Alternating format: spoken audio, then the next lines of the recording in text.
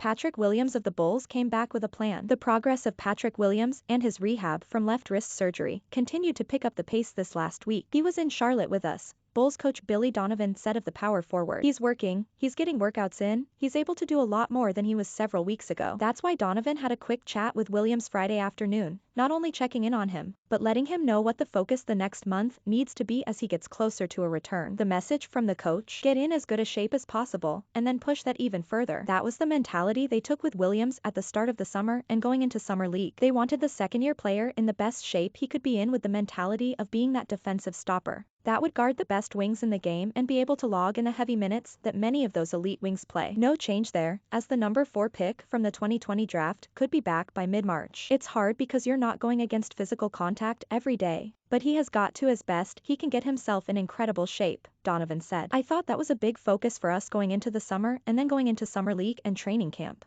And he did a good job with that. But he was able to play and do things we haven't been able to do with him. It starts there. What else is being discussed internally is, will they bring Williams back as a starter, the role he had before he suffered the injury just 5 games into this regular season? Or do they like what Javonte Green has given this starting unit and won't be looking to disrupt that chemistry? Javonte has filled in and done a really nice job as a starter, Donovan said. The thing we would have to evaluate is, do you bring him off the bench or start him? What does our team look like if we all are whole? And how well does he fit with maybe a first unit group or a second unit group? But his whole focus has to be athletically getting his skill set and athleticism into the game. The Sun-Times reported last month that Williams was on the fast track back, especially since the early diagnosis for the injury was it would cost him the entire regular season, with the hopes of getting back for a postseason run. If he can now get back in mid-March, that would leave Williams possibly 3 weeks of a regular season to get his legs and rhythm back. Just don't ask Executive Vice President of Basketball Operations Arturas Karnisovas about it. At some point I think you're going to see him this year, Karnisovas said on Thursday when asked about Williams. So in terms of timeline, we don't have one for now. We don't want to put any pressure on Patrick or us to bring him back. Bob and we. Karnisovas was asked about financial constraints factoring into standing pat at the trade deadline,